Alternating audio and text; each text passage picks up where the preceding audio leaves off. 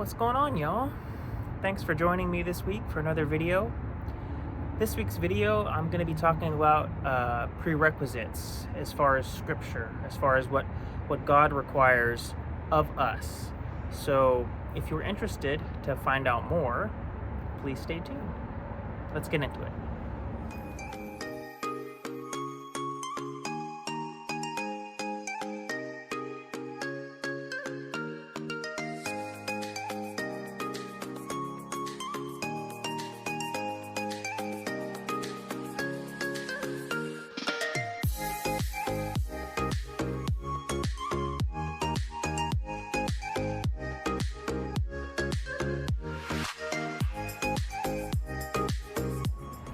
Alright, so like I mentioned in the intro, we're going to be talking about prerequisites, okay, in terms of the Bible. But I know a lot of you guys probably have heard this term or this word. But for those of you that haven't, I'm going to bring up the definition, okay, and show you so that way we're all on the same page, okay? So check this out. It says, a thing that is required as a prior condition for something else to happen or exist. Now, for those of us that have heard this term, we've probably heard it from colleges, right? In terms of classes that we're required to take, right? We have to take a certain class before we're allowed to take this other class for a degree or certificate program or whatnot, right? We can't get a degree without first taking these sets of classes. And even, within that degree program, you have to take certain classes before you can take your core classes. So, say for instance, for me, when I was going to school for automotive, okay, before I could get my automotive degree, right, I took my core automotive classes, but I also had to take some general ed classes as well. And I could take my core classes first, I could get those all out of the way, but I still had the general ed classes I had to take, right? And with the general ed classes, there were prerequisites, okay? I couldn't just take every single one. I had to take like a certain English class before I could take the more advanced one, and the more advanced one is the one that went towards my degree. So there's just certain steps that you have to take to be able to satisfy certain requirements. Same in the Bible, okay? There are certain steps that you have to take to satisfy certain requirements.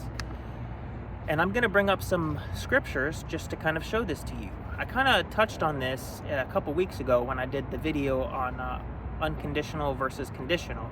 If you haven't seen that one, I will link that up in the corner. I highly encourage you guys to go back and watch that. But for this, I'm just going to expand upon it a little bit more, okay, and show you just a couple of other scriptures. So the first one being in Psalms, okay? Now, I went through this when I was doing my devotionals one morning, okay? And I came across this, and it just kind of, my eyes were open when I read it, because I've read this scripture before, but I've never read it this way before, okay? So I'm going to show this to you, and then we'll break this down, okay? So Psalms chapter 145, verses 18 and 19 in the ESV version, okay? Verse 18, the Lord is near to all who call on him in truth. He fulfills the desire of those who fear him. He also hears their cry and saves them. Now, let's break this down, okay? Verse 18, the Lord is near to all who call on him. But notice, the thought is not done. The sentence is not done. Okay, there's a comma there. It's not a period. The thought's not finished. So, to all who call on him in truth. That's the prerequisite right there. The prerequisite is you have to call on him in truth. The Lord is not going to be near to you if you don't call on him in truth. So you have to call on him in truth for him to be near to you. Okay? And then verse 19. He fulfills the desire of those who fear him. He also hears their cry and saves them. So, if you want him to save you when you cry out to him, And if you want him to fulfill the desire, okay, your desires, then the prerequisite is he fulfills the desire of those who fear him. You have to fear him. If you don't fear him, then you don't get, he's not going to fulfill the desire, if you don't, your desire, if you don't fear him. And he also hears their cry and saves them. So if you want him to hear your cry and to save you, you also have to fear him. Okay? That's a prerequisite. That's a requirement.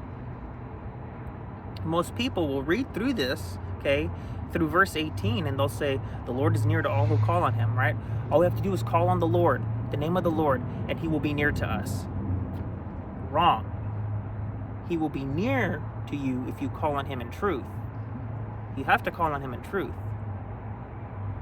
And he fulfills the desires, right? And he hears their cry and saves them. He'll hear your cry and he'll save you. If you fear him. If you don't fear him, he's not going to hear your cry and save you. He's not going to fulfill your desire. Very interesting. Another scripture, Jeremiah 29, verse 13. Okay? You will seek me and find me when you seek me with all your heart. That's a prerequisite. Okay? When you search for him, he says that you will find him when you search for him with all your heart. So, for those of us that try to do things haphazardly or not all the way, trying to straddle both being in the world and trying to be a Christian as well, trying to do both at the same time, your whole heart is not in it. You're not all in, okay? So when you're not all in for God, guess what? You're not going to find him. And this is what a lot of us do. Is we will go through life, okay, trying to play both worlds. We will be trying to live of the world, and then on the weekends we go to church, okay? So I saw this a lot when I was in South Dakota, okay? When I was stationed there, okay? I would have coworkers and some friends that didn't really go to church, okay? But they would love to go out on the weekends and party, drink, and just, drink until they're drunk. So I would be the designated driver for them sometimes. So I would drop them off, and then I would have them call me when they were ready to come home, right? I would be their Uber, okay, to and from, just looking out for them. But I would never really go into the clubs, okay? But I would see people there from church that went to the same church that I was going to. Now, true granted, I don't, really know what their intentions were, but perception is part of it, right? I would see them there kind of partying it up, and they could have been there not drinking, just kind of having fun, having a good time, okay, sober, which is fine. But just being in that environment alone,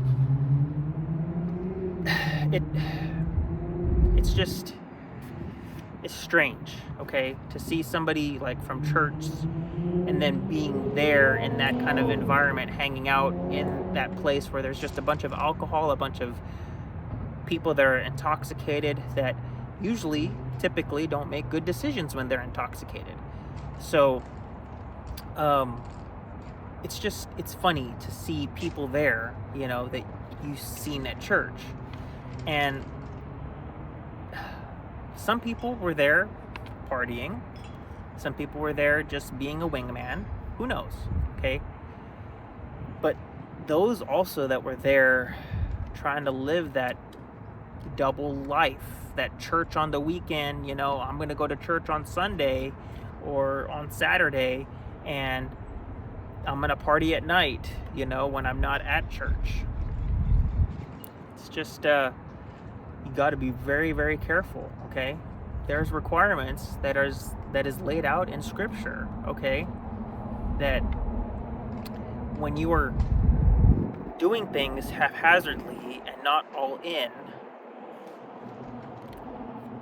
you know, we just have to think about this. Think about our actions and the way we are representing ourselves, okay? Especially for those of us that profess to be Christians, okay? How are we representing ourselves to other people, okay? So, I don't know if this really helped anybody, you know, kind of get some clarity on these scriptures that I brought up, but I hope it did. I hope it kind of gave you guys some insight and some clarity into these scriptures, and maybe how to read these scriptures and look for the prerequisites that God has in his word, because he has a lot in his word, okay? He has a lot. And I just encourage you guys to go back through, read the word, and find the prerequisites in Scripture that God says, okay? Because there's quite a lot. There's a phenomenal amount. So thank you guys so much for watching and tuning in. And please comment below and let me know your thoughts. And if you enjoyed this video, please subscribe. Consider subscribing. If you're already subscribed, then maybe share it with a friend, you know, and make this a way to start having a conversation with them. So thank you guys, and until next week, you guys stay safe, and God bless.